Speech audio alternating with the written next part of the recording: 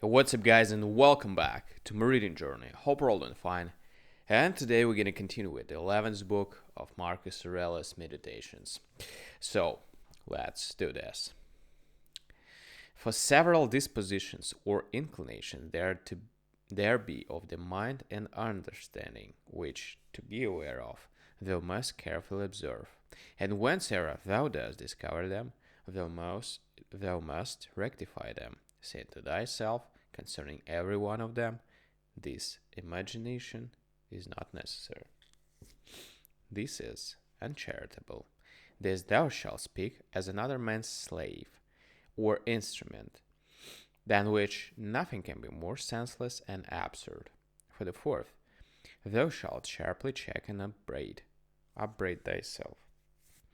For that thou dost suffer that more divine part in thee to become subject and obnoxious to that more ignoble part of thy body, and the gross lusts and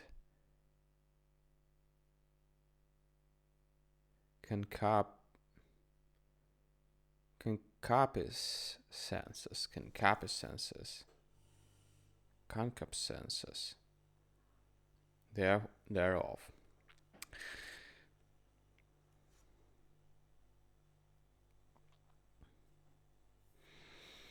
What portion soever, either of air or fire, there be in thee, although by nature it tend upwards, submitting nevertheless to the ordinance of the universe, it abides here below in this mixed body.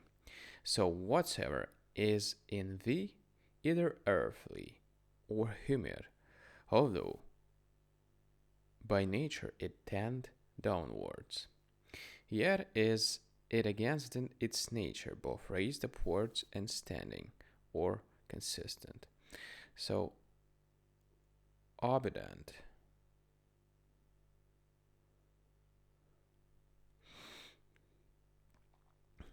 Are even the elements themselves to the universe, abiding patiently wheresoever, though against their nature, they are pleased until the sound, as it were, of their retreat, and separation. Is it not a grievous thing, then, that thy reasonable part only should be disobedient, and should not endure to keep its place, yet though it be nothing enjoined that is contrary unto it, but that only which is according to its nature? For we cannot say of when it is disobedient, as we say of the fire or air, that it tends upwards towards its proper element. For then goes it the quite contrary way. For the motion of the mind to any injustice or incontinency, or to sorrow, or to fear, is nothing else but a separation from nature. Also, when the mind is grieved for anything that has happened by the divine providence, then does it likewise forsake its own place. For it was ordained unto holiness and godliness, which specially consists in a humble submission to God and His providence in all things, as well as unto justice. These also being part of those duties which, as naturally sociable, we are bound unto, and without which we cannot happily converse one with another, yea, and the very ground and fountain, indeed, of all just actions.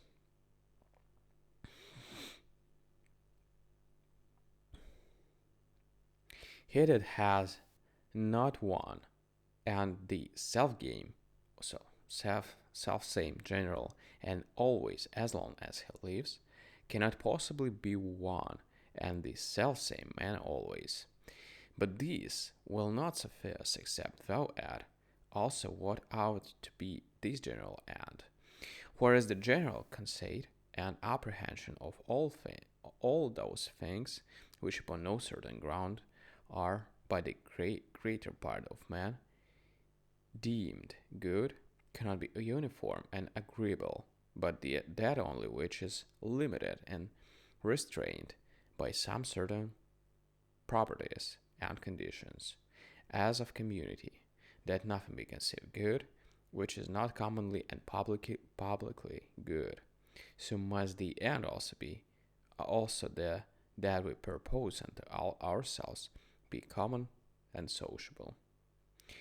For he that does direct all his own private motions and purposes to that end, all his action will be agreeable and uniform, and by that means will be still the same man.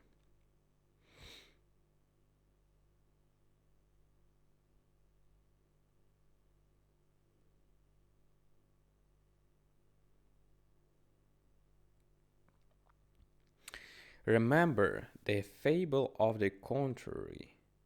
Sorry. Remember the fable of the mouse, country mouse, and the city mouse, and the great fright and terror that this was put into.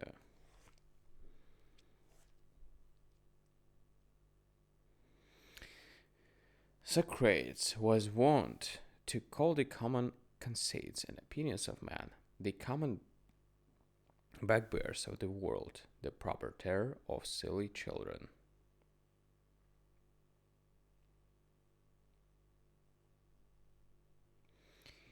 The Lacedaemonians at their public spectacles were wont to appoint seats and forms for their strangers in the shadow. They themselves were content to sit anywhere.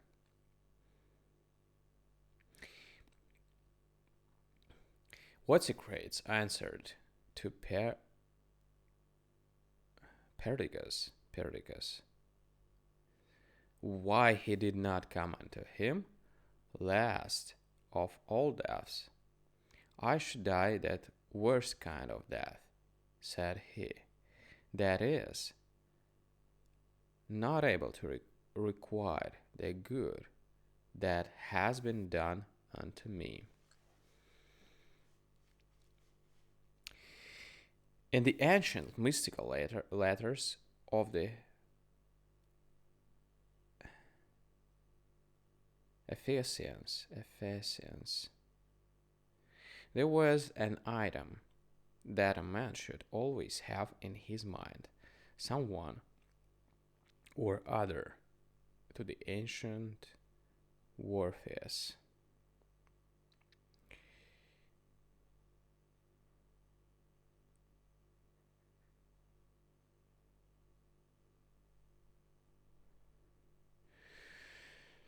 Alright, guys. We're gonna continue tomorrow and finish the 11th book. So, thank you for joining me today. See you tomorrow. Bye.